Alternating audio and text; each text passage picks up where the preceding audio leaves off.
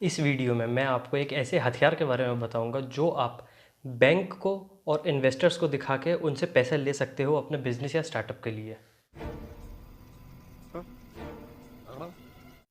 लेकिन उस हथियार के बारे में बताने से पहले मैं आपको इस चैनल के बारे में थोड़ी सी जानकारी दे देता हूँ। इस चैनल पर मैं बिजनेस करने वालों के लिए भारत में मौजूद सारी सुविधाओं और गवर्नमेंट स्कीम्स के बारे में बताता हूँ। ये कुछ सवाल भी हैं जिनका जवाब मैं आने वाली वीडियोज़ में दूंगा। अपने इनोवेटिव आइडिया को सिक्योर करना या कोई ऐसी वेबसाइट सर्विस जिसको सिर्फ आप देने वाले हो, आपसे पहले किसी से नहीं दिया, और वो आप देने से पहले उस आइडिया को, उस सर्विसेज को सिक्योर करना चाहते हो। ये बड़ी अच्छी बात कही आप। गवर्नमेंट स्कीम्स जो आपको बिजनेस रजिस्ट्रेशन, पेटेंट, कॉपीराइट जैसे सर्विसेज पे 80% तक का डिस्काउंट दे सकते हैं। तो जल्दी से इस चैनल को सब्सक्राइब कर लीजिए नई वीडियोस देखते रहने के लिए। तो इस हथियार का नाम है बिजनेस प्लान, जिसको हम प्रोजेक्ट रिपोर्ट भी बोलते हैं।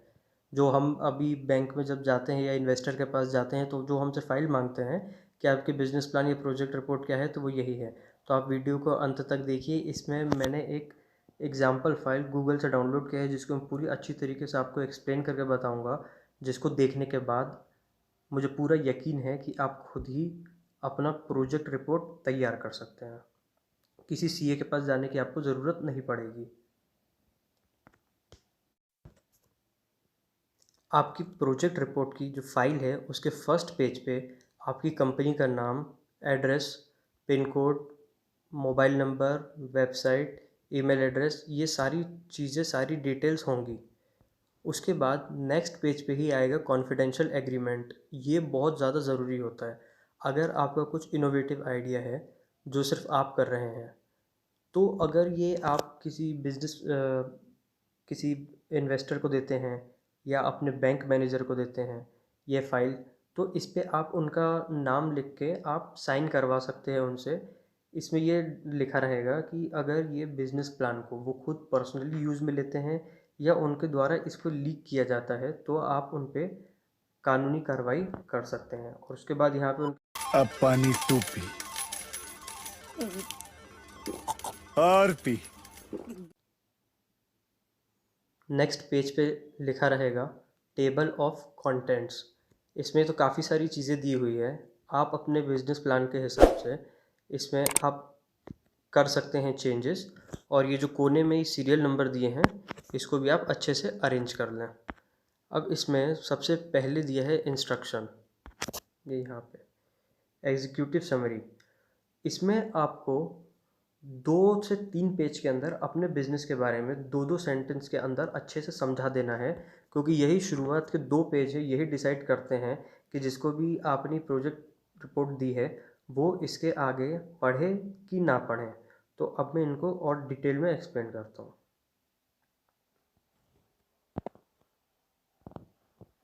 यह है एग्जीक्यूटिव समरी, जिसमें कंपनी का ओवरव्यू दिया है बिजनेस का, ये देखिए फर्स्ट पे। सेकंड पे a description of your product and service. अपने प्रोडक्ट और सर्विस के बारे में आपको बता देना है। इसमें आपका गोल क्या है आपके बिजनेस के लिए वो बताना है आपको। आपकी टारगेट मार्केट ऑडियंस क्या है, आप किनको बेचेंगे, या एक सिटी में बेचेंगे या पूरे शहर में बेचेंगे, पूरे भारत में बेचेंगे, या किसी एज ग्रुप को बेचेंगे। ये सारी चीज़ें आपको इसमें बता देनी है। मतलब इसमें अभी आपको 2 लाइन में ही बता देना, डिटेल्स जो है वो आगे फाइल में जाएंगी और मैं और आगे बताता हूँ। आपका कंपटीशन क्या है बिजनेस के लिए वो बताना है आपको। आपकी मैनेजमेंट टीम कैसी है, उनका एक्सपीरियंस क्या है वो भी बता देना है आपको। आपका फाइनेंशियल आउटलुक क्या है, आप अपने बिजनेस को कहाँ देखते हैं, कितना पैसा चाहिए वो भी बता देना है आपको। देखिए इसमें लिखा हुआ है कि ये आपको लिमिट, मतलब बस 2 पेज में ही आपको ये बता देना है। यही 2 पेज डिसाइड करेंगे किसी इन्वेस्टर के लिए कि इसके आगे वो फाइल पढ़ेंगे कि नहीं पढ़ेंगे। अब हम और आगे बढ़ते हैं। अब नेक्स्ट आपको कंपनी का डिस्क्रिप्शन बताना है। जैसे इसमें दिया है कंपनी मिशन स्टेटमेंट। इसमें आपको बताना है कि आपकी कंपनी का मिशन क्या है, आप क्या कैसे करना चाहते हैं। तो इसमें एग्जांपल के तौर पे लिखा हुआ है कि more dog is an app that helps consumer manage their personal finance in a fun and convenient way. यानी ये एक ऐप है जो हमारे कस्टमर्स को मतलब मज़े मज़े में या कुछ भी उनका एक जो फीचर है अच्छा सा, उस हिसाब से उनका जो फाइनेंस है वो मैनेज करने में मदद कर देता है। बाकी जो ऐप्स है उनकी तरह बोरिंग नहीं है। इसमें ये आपको डिटेल में बता देना है अपनी कंपनी के बारे में या अपने ऐप के बारे में। कंपनी अब नेक्स्ट है company philosophy and vision. What value does your business live by honesty integrity fun innovation and community are values that might be important to your business philosophy। मतलब आप ऐसा क्या करेंगे जिससे आपकी जो बिजनेस है वो ज़िंदा रहे। Business live by. Vision refers to the long term outlook for your business. What do you ultimately want it become? For your vision for your daycare center might be to become a national chain franchisee or to sell a larger company। इसमें आपका vision भी बताना है कि जो आप अपना app बनाएंगे उसको आप कैसे कैसे आगे की तरफ बढ़ाएंगे, या आप सोचते हैं कि उसको आगे बड़ा करने के बाद हमें इतना आगे पहुंचाने के बाद उसको बेच देना है।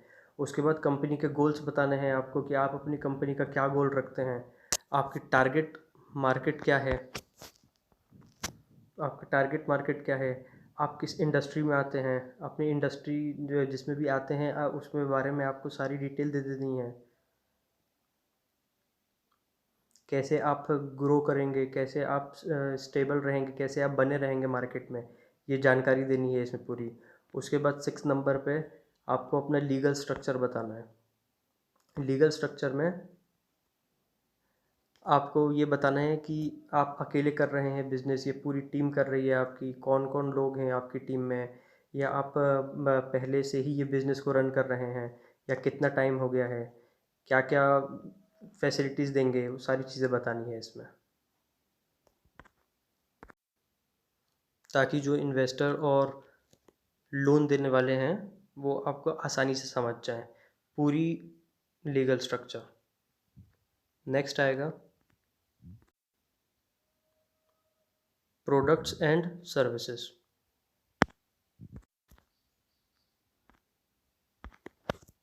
इसमें अपने your company product and services, ये आपका आएगा प्रोडक्ट एंड सर्विसेज में।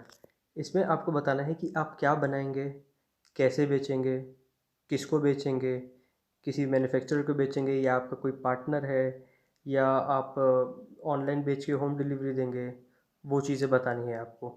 दूसरा है द प्रॉब्लम द प्रोडक्ट और सर्विस सॉल्व्स,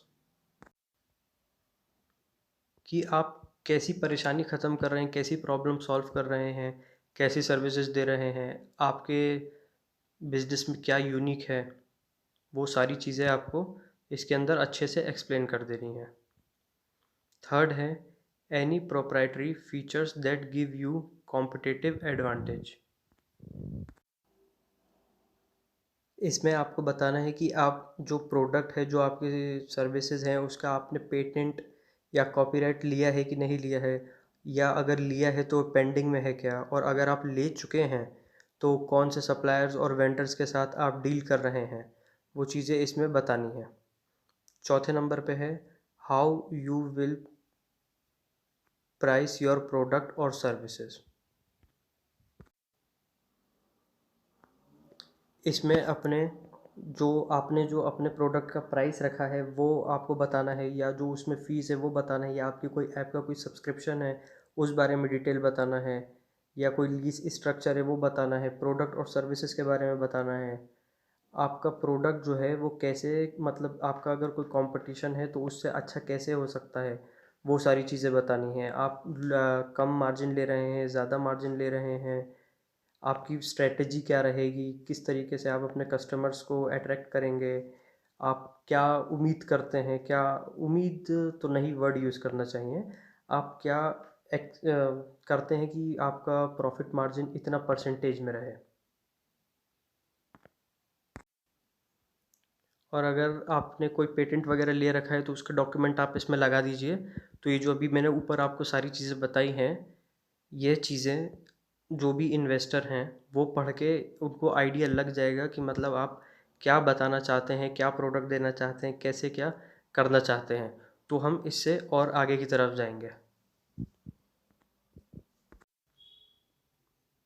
चौथा है मार्केटिंग प्लान। इसमें आपको अपने मार्केटिंग प्लान के बारे में बताना है। इसमें आपने अगर जो भी मार्केट रिसर्च की है, आप कहीं भी बिज़नेस करना चाहते हैं या एक सिटी में करना चाहते हैं, पूरे स्टेट में करना चाहते हैं, पूरे इंडिया में करना चाहते हैं, तो उस हिसाब से आपने क्या मार्केट रिसर्च की है वो सारी चीज़ें आपको बतानी है।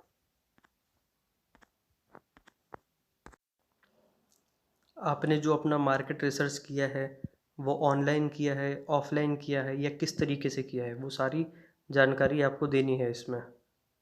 आपकी जो इंडस्ट्री है जिस में आप एंटर करने वाले हो उसका टोटल साइज़ क्या है, आपके मार्केट रिसर्च के हिसाब से या आपके टारगेट के हिसाब से। उसका ट्रेंड क्या है, जो बिज़नेस आप करने वाले हो वो ग्रोइंग फेज़ में है या अभी काफ़ी लोग उसे छोड़ रहे हैं या कई लोग उसे कर नहीं पा रहे हैं, ये सारी जानकारी देनी है।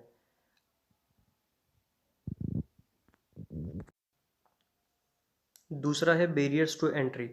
इसमें जैसे दिया है high startup cost, high production cost, high marketing cost.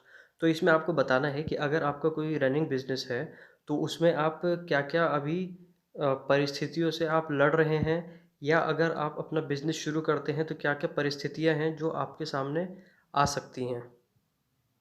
तीसरे पे है थ्रेट्स एंड अपॉर्चुनिटीज़। इसमें आपको बताना है कि आप अगर बिज़नेस में एंटर करते हो, ये सारी चीज़ें बताने के बाद, तो कौन कौन सी चीज़ें हैं जिनसे आपको डर लगता है, या ऐसी कौन कौन सी चीज़ें हैं जो आपको लगता है कि मौका है इस पे चौका मार देना है। जैसे कई इसमें एग्जांपल में लिखा है, जैसे कई लोगों को लगता है कि गवर्नमेंट रेगुलेशन से कुछ फ़र्क पड़ सकता है, कोई टेक्नोलॉजी की बदलाव से कुछ फ़र्क पड़ सकता है, इकोनॉमी के बदलाव से कोई फ़र्क पड़ सकता है, या इस इंडस्ट्री में कुछ ऐसा बदलाव हो सकता है जिससे उनके बिजनेस में फ़र्क पड़ सकता है। तो ये चीज़ें इसमें मेंशन कर देनी है। अगला है product service features and benefits. ये भी जो आप प्रोडक्ट देंगे उसकी क्या सर्विस है, क्या फीचर्स है, उसके क्या क्या कैसे कैसे फ़ायदे हो सकते हैं, वो सारी चीज़ें आपको बहुत अच्छी तरीके से इसमें मेंशन कर देनी है। और आपको इसमें अपनी आफ्टर सेल सर्विस भी एक्सप्लेन करनी है कि प्रोडक्ट को आप घर तक डिलीवरी करेंगे या उसमें 6 महीने की साल भर की गारंटी वारंटी देंगे, या उस प्रोडक्ट के लिए किसी को कोई ट्रेनिंग लेने की ज़रूरत है, या उसमें कोई रिफ़ंड पॉलिसी है, या उसकी कोई सर्विसेज है, वो बताना है आपको। फिफ्थ नंबर पे है टारगेट कस्टमर्स। इसमें आपको अपनी पूरी टारगेट ऑडियंस, टारगेट कंज्यूमर्स के बारे में सारी जानकारी देनी है। ये एज वाइज करना है आपको, टारगेट जेंडर वाइज करना है, या कोई ऐसा वेबसाइट है या ऐसे कोई प्रोडक्ट है जो सिर्फ 18 साल से 25 साल के लोग ही चलाएंगे। अगर आप सिर्फ इनको ही टारगेट करेंगे तो वो जानकारी देनी है। अगर आप कुछ प्रोडक्ट है जो सिर्फ मेल के लिए बना रहे हैं या सिर्फ फीमेल के लिए बना रहे हैं तो वो जेंडर में आपको पूरी डिटेल देनी है। लोकेशन, पूरे भारत को आप कैप्चर करना चाहते हैं, एक स्टेट को करना चाहते हैं, सिटी करना चाहते हैं, वो डिटेल देनी है। जिनको भी आप टारगेट करेंगे उनकी इनकम क्या होनी चाहिए, या अगर आप कुछ कंस्ट्रक्शन से रिलेटेड कुछ करना चाहते हैं तो मतलब उस हिसाब से ही उस लाइन के लोग हों, उस हिसाब से काम कर रहे हों, या उनका एजुकेशन लेवल क्या होना चाहिए, या कोई आप ऐसी सर्विस बना रहे हैं जो सिर्फ पढ़े लिखे लोग ही यूज़ कर सकते हैं, या कोई जो ना पढ़ा लिखा है वो भी यूज़ कर सकता है इस चीज़ को। तो ये सारी डिटेल आपको देनी है। बिजनेसेस भी बताने हैं इसमें आपको, industry, location, size. Sixth number पे है की कॉम्पिटिटर। ये सबसे मेन पॉइंट है। सबसे बड़ी गलती हम लोग यही करते हैं अपना बिजनेस प्लान बनाने के लिए कि हम अगर कुछ नया बनाते हैं तो सबसे पहले हम इसमें ये सोचते हैं या हम मानते हैं या हमारी रिसर्च ऐसा कहती है कि हमारा कोई कंपटीशन ही नहीं है। लेकिन कहीं भी ऐसा नहीं होता है, कहीं ना कहीं से कुछ ना कुछ कंपटीशन आ ही जाता है। जैसे एग्जांपल के तौर पर देखें, हम अगर हमने व्हाट्सएप यूज़ करने शुरू किया था तो व्हाट्सएप जब यूज़ करना शुरू हुआ था तो फिर हाइक भी आया, वी चैट भी आया, कई सारी चीज़ें उसके बाद भी आई। तो ऐसा कहना कि कंपटीशन ही नहीं है ये तो बिल्कुल गलत हो जाएगा। तो हमें कुछ ना कुछ अपना कंपटीशन मान के चलना ही पड़ता है हर बिजनेस में। आपके कौन है कॉम्पिटिटर या कौन हो सकते हैं कॉम्पिटिटर, या जिस हिसाब से आप काम कर रहे हो उस टाइप की मिलती जुलती थोड़ी बहुत सर्विसेज कौन सी कंपनीज देती है, उनकी पूरी जानकारी देनी है इसमें आपको। जब इसमें ये सारी चीज़ें आप बना लोगे तो इसमें कॉम्पिटिटिव एनालाइज वर्कशीट भी आपको बनानी पड़ेगी, जो product price quality selection services relativities stability expertise company reputation location appearance sales method credit policy advertising image, ये सारी चीज़ें इसमें बतानी होगी आपको। अगला है पोजीशनिंग। इसमें आपको मेंशन करना है कि आप अपने प्रोडक्ट को अपनी सर्विसेज को अपने कंज्यूमर्स को कैसे प्रेजेंट करते हैं। एट्थ है how you will market your product and services. ये भी बहुत ज़्यादा इम्पोर्टेंट पॉइंट है। इसमें आपको मेंशन करना है कि जो आपके प्रोडक्ट और सर्विस है उसको आप कैसे मार्केट करोगे, कैसे आप लोगों तक उसको पहुंचाओगे, जिसमें ये सारी चीज़ें दी हैं। इसमें जो आप अपने बजट के हिसाब से करोगे वो सारी चीज़ें इसमें आपको मेंशन करनी है।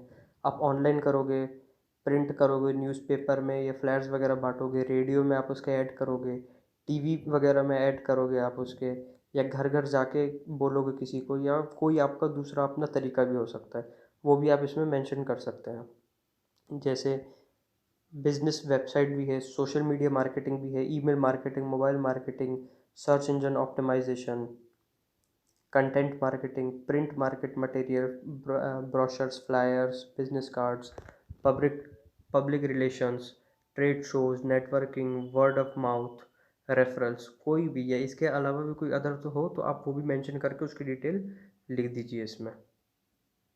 नाइन्थ है प्रमोशनल बजट। जो मैंने आपको अभी बताया जितने भी अमाउंट वगैरह इसमें लगेगा वो डिटेल में लिख देना है आपको। जो मार्केट में आप खर्चा करेंगे उसकी क्या स्ट्रैटेजी रहेगी, उसमें ये आपको आपको ब्लॉग बना लेना है। और अगर आपके बिजनेस के हिसाब से ब्लॉग्स फिट नहीं होते तो इसको आप ना भी बनाएं। इसको आप डेफिनेशन में भी लिख सकते हैं। मंथली इनकम में जिसमें लेबर कॉस्ट है, वन टाइम एक्सपेंसेस भी हैं। 10th नंबर पे है प्राइसिंग। एक चीज़ आपको प्राइसिंग में ध्यान रखनी होगी कि अगर आप कोई छोटा मैन्युफैक्चरिंग लगाते हैं या आप कुछ चीज़ खोल रहे हैं तो आपका जो मैन्युफैक्चरिंग कॉस्ट है उसके बाद जो आप प्रॉफिट लेते हैं उस पे ही आपकी ज़्यादातर चीज़ें जो है डिपेंड करती हैं। तो इसमें आपको कॉम्पिटिटिव यानी किसी जो भी सामने वाला उसमें प्राइस बेच रहा है उससे कम में बेचना पड़ेगा, या आपको क्वालिटी बहुत अच्छी देनी पड़ेगी और प्राइस भी कम रखना पड़ेगा। ये सारी चीज़ें मेंशन कर दी हैं इसमें। इसमें आपको अपनी आपकी क्रेडिट पॉलिसी भी मेंशन करनी है कि अगर आप किसी को उधार माल देते हो तो उससे आप पैसे कैसे लोगे, कब तक लोगे। इसमें गवर्नमेंट की भी काफ़ी सारी स्कीम्स है जिसमें आप सामने वाले से पैसा वसूल कर सकते हो अगर सामने वाला आपके पैसे नहीं देता है तो। उसके बारे में मैं आपको दूसरी वीडियो में बताऊंगा, उस वेबसाइट के बारे में।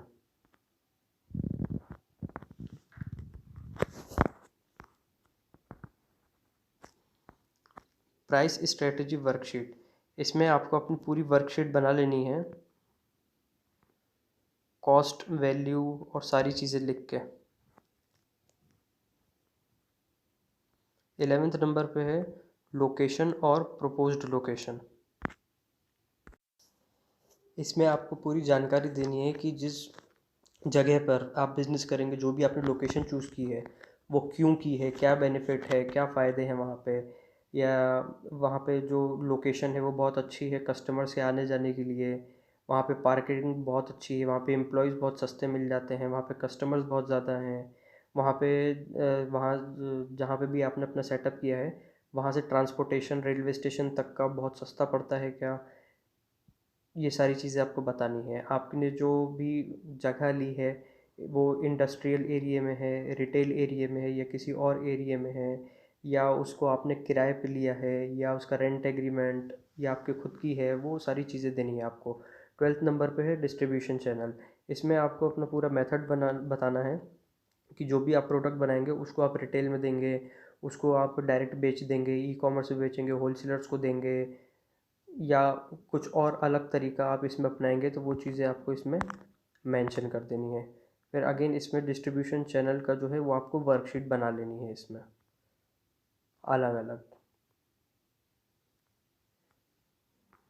स्टाफ के कैपेसिटी के हिसाब से, मार्केटिंग के हिसाब से इसमें आप कुछ चेंजेस भी कर सकते हैं अगर आपका बिजनेस थोड़ा अलग कुछ है तो। 13 नंबर पे 12 मंथ सेल फोरकास्ट। इसमें आपको खुद की बिज़नेस के बारे में भविष्यवाणी करनी होगी, आपको अपना एक भरोसा बताना होगा इसमें कि 12 महीने में आप अपने बिज़नेस को कहाँ देखते हैं। या आप अगर 2 साल का लोन लेते हैं, 5 साल का लोन लेते हैं, या 6 महीने का लोन लेते हैं, तो उस हिसाब से आप इसको चेंज कर सकते हैं। उसमें आपको पूरा फोरकास्ट बताना है कि आप कैसे कैसे अपना बिज़नेस करेंगे, आप महीने के हिसाब से क्या क्या बदलाव करेंगे, कितना मार्जिन रखेंगे, क्या क्या चीज़ें आप देंगे, किन किन चीज़ों से आप कमाएंगे, कहाँ कहाँ आप अपनी सर्विसेज देंगे, कैसे कैसे हर महीने आप अपनी स्ट्रेटजी को चेंज करके और उसको अपग्रेड करेंगे, वो सारी चीज़ें इसमें आपको बतानी है। कुल मिला के आप बेच के पैसा कैसे कमाओगे ये बताना है इसमें। अगला है ऑपरेशनल प्लान। इसमें आपको अपने प्रोडक्शन के बारे में बताना है कि आप कैसे अपने प्रोडक्ट को बनाएंगे, डिलीवरी करेंगे, क्या कैसे सर्विसेज देंगे, क्वालिटी आप कैसे कंट्रोल करेंगे पूरी चीज़ों का, आपकी लोकेशन क्या है, आपकी साइज़ क्या है, और जिस एरिया में है वो इंडस्ट्रियल है या कमर्शियल है, आपके जो एम्प्लॉयज़ है उनको आप क्या क्या चीज़ें देंगे, कैसे सर्विसेज हैं उनकी, सप्लायर क्या रहेगा आपका, ट्रांसपोर्टेशन आप किससे करेंगे, रेंट एग्रीमेंट वगैरह, इंश्योरेंस है कि नहीं उन सारे वर्कर्स का या आपकी कंपनी का, ये सारी चीज़ें आपको इसमें बतानी है। इसमें फिर आपको लीगल एनवायरनमेंट भी मेंशन करना रहेगा। नहीं तो जैसे क्या होता है कि कई जगह पे रेसिडेंशियल एरिया है, लोग रहते हैं और वहीं पे कोई ऐसी फैक्ट्री लगा देता है अपनी ज़मीन पे जहाँ से बहुत ज़्यादा पोल्यूशन होता है, तो वो चीज़ें यहाँ पे नहीं चलती है। आपको अगर आपका कुछ ऐसा सर प्रोडक्ट है जिससे बहुत पोल्यूशन होता है या कुछ ठीक नहीं रहता है, तो जिस एरिया में जो इंडस्ट्रियल एरिया होता है वहाँ पे ज़मीन लेके, वहाँ पे लीज़ पता करके, वहाँ का वहाँ का एग्रीमेंट परमिट वगैरह आप इसमें मेंशन कर सकते हैं। वो चीज़ें इसमें रहेंगी। इसमें आप अपना ट्रेडमार्क, कॉपीराइट वगैरह भी इसमें अटैच कर सकते हैं। नेक्स्ट है पर्सोनेल।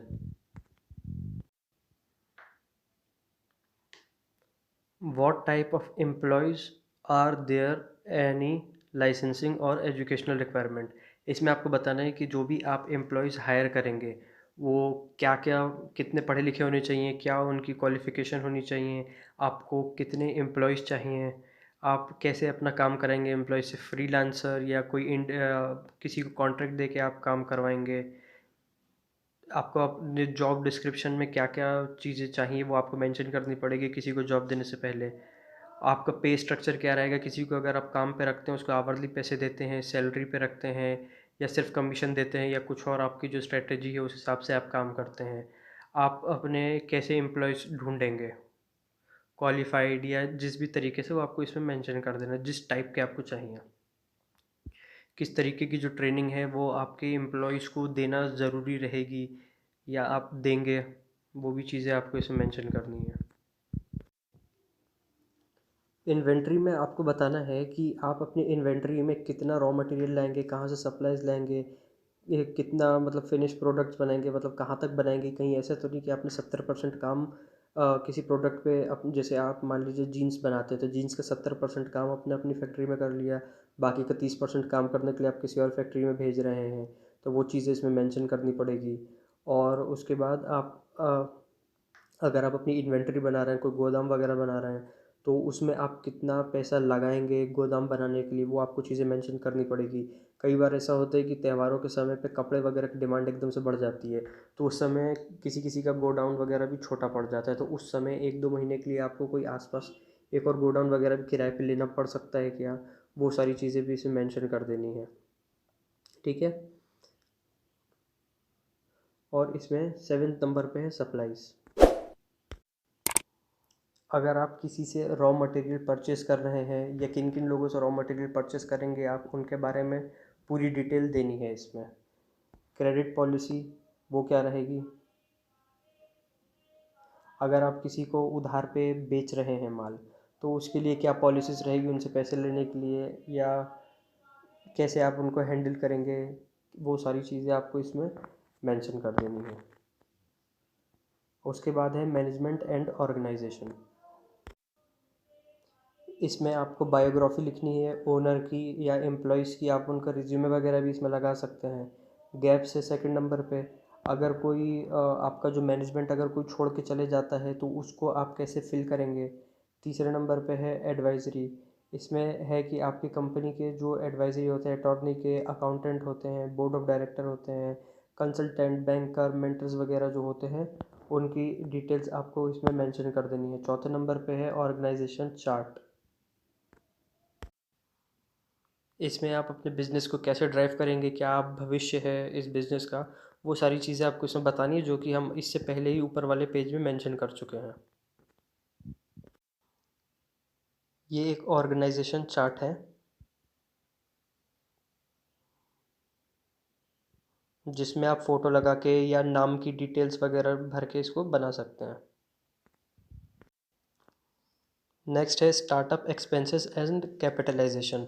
इसमें जो आपका स्टार्टअप है उसका खर्चा बताना है, उसमें कैसी शुरुआत करोगे, कितना लगाओगे, शुरुआत में कैसे कैसे लगाओगे, वो सारी चीज़ें बतानी है। पहले जो स्टार्टअप एक्सपेंस है इसमें शुरुआती दौर में जो आपका खर्चा आएगा वो सारी चीज़ें इसमें डिटेल भर देनी, डिटेल में अच्छे से लिख देना है आपको। सेकंड में है opening day balance sheet. Opening day की जो आपकी बैलेंस शीट रहेगी वो आपको इसमें बना के लगा देनी है, एक्सपेक्टेड जो रहेगी। Personal finance, personal financial statement. इसमें आपको जो भी आपने फाइनेंस किया है या आपने जो भी पैसा लिया है, किसी को अपना कुछ परसेंटेज दिया है या आप किसी को देंगे, या ऐसी कुछ चीज़ें पहले से डिसाइडेड है, वो चीज़ें बतानी है। या अगर आप नए हैं, आपका कोई दिया ही नहीं है किसी को आपने कोई परसेंटेज वगैरह, तो आपको नहीं लिखना है। और इसमें जो फाइनेंशियल स्टेटमेंट है, जो आपके बिजनेस प्लान का स्टेटमेंट रहेगा, अगर ऐसा कुछ नहीं है आपका तो आपको अपना जो आप बनाएंगे वो इसमें फाइनेंशियल स्टेटमेंट लिख देना है। उसके बाद है फाइनेंशियल प्लान। 12 महीने का जो आपका प्रॉफिट एंड लॉस रहेगा वो आपको प्रोजेक्ट करके इसमें डिटेल में लिखना होगा कि 12 महीने में आप कैसा फ़ायदा सोचते हैं, या अगर आपका माल बच गया तो कैसा आप नुकसान सोचते हैं, या आपके एम्प्लॉयज़ वगैरह काम कर रहे हैं उनका आप कैसे पैसे देंगे, वो सारी चीज़ें बतानी है। इसमें 12 महीने का भी लिखिए या 6 महीने का लिखिए, 3 साल का, 2 साल का, वो आपके बिजनेस प्लान के हिसाब उस पर डिपेंड करता है। कैश फ्लो का प्रोजेक्शन लिखना है इसमें आपको। आपकी प्रोजेक्टेड बैलेंस शीट वगैरह क्या आप रखते हैं वो आपको करना है आपको। इसमें आपका ब्रेक इवन कैलकुलेशन भी मेंशन करना है, यूज़ ऑफ कैपिटल भी मेंशन करना है। ब्रेक इवन कैलकुलेशन में आपकी डिमांड के हिसाब से कॉस्ट निकलेगी, आपका फ़ायदा निकलेगा, वो सारी चीज़ें इसमें आपको मेंशन करनी है। जो आपका कैपिटल है वो आप कैसे यूज़ करेंगे वो चीज़ें लिखनी है इसमें। उसके बाद है अपेंडिस, जिसमें आपको अपने एग्रीमेंट बताने हैं, लीज़ के, कॉन्ट्रैक्ट के, परचेज़ के, ऑर्डर के, लेटर के। इसमें आपको ट्रेडमार्क लाइसेंस, पेटेंट वगैरह भी आपका दिखाना है। आपके इक्विपमेंट्स जो चाहिए, जो आप ख़रीदेंगे उन या है आपके पास, उसके पूरी डिटेल बताना है आपको। मार्केट रिसर्च स्टडीज़ की एक वो लगानी है आपको इसमें। और कौन कौन सी मशीनरी आपके पास अभी है जिसको आप कोलेट्रल पे यूज़ करना चाहते हैं, या आपके अगर कुछ लिया ही नहीं है तो आप ये सब मत लिखिएगा, ये तो बहुत डिटेल हो जाएगा। ये उनके लिए है जिनका रनिंग बिजनेस है। नेक्स्ट है रिफाइनिंग द प्लान। इसमें दिया है कि for raising capital from bankers. ये तो आपके लिए है पढ़ने के लिए कि इसमें आप बैंकर से अगर आप फंड रेज करते हैं तो कैसे कैसे करते हैं।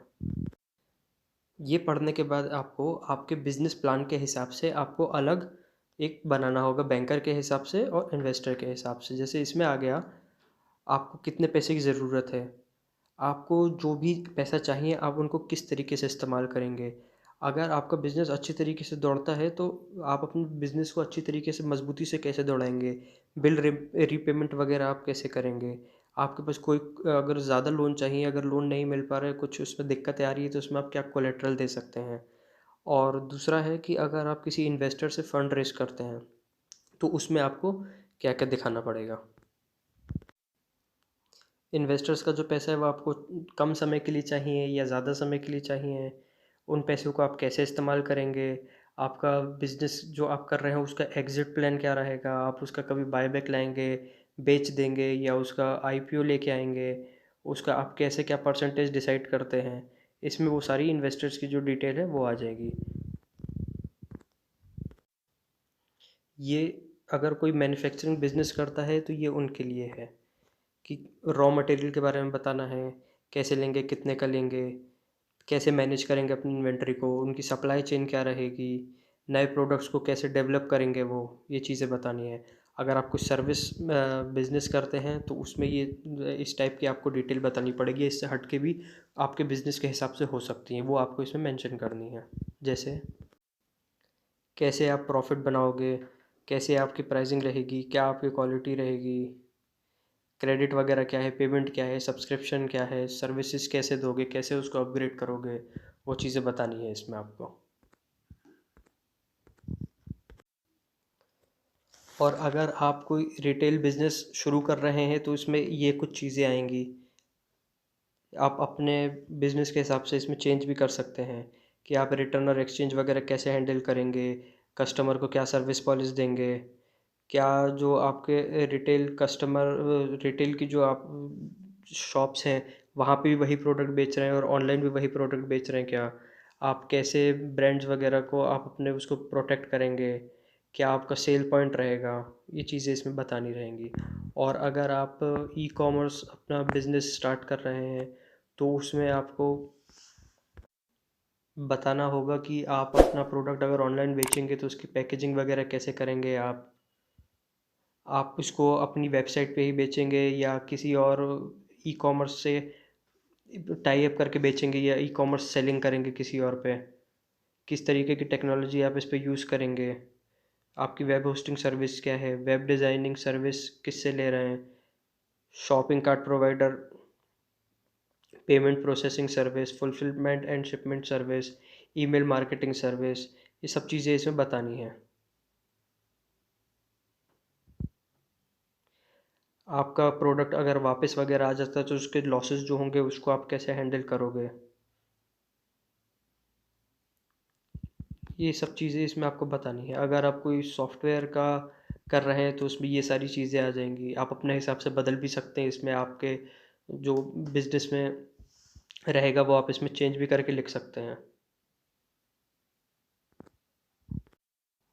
कि क्या आप सॉफ्टवेयर बना रहे हैं, इसकी आप टेस्टिंग कर चुके हैं कि नहीं कर चुके हैं, इसको किन किन डेवलपर्स ने बनाया है, कैसे आप कंपटीशन में आगे निकलेंगे या आप कैसे compete करेंगे किसी से, आप कैसे अपने कस्टमर सपोर्ट देंगे, क्या क्या अलग अलग चीज़ें देंगे, आप कैसे कैसे आप अपडेट्स वगैरह देंगे। इस टाइप की जो सारी डिटेल्स है वो आपको अलग अलग बिजनेस के हिसाब से मेंशन करनी है। तो दोस्तों, मैंने आपको सब तरीके से बताया कि आप किस किस कैटेगरी में आप अपना काम करना चाहते हैं, आपको क्या क्या चीज़ें मेंशन करनी है। आपको पूरी मैंने एक प्रोजेक्ट रिपोर्ट, बिजनेस प्लान पूरा अच्छे से बताया है, समझाया है। अगर दोस्तों वीडियो अच्छा लगा तो लाइक कीजिए, चैनल को सब्सक्राइब कीजिए आगे की और वीडियोस देखते रहने के लिए। धन्यवाद।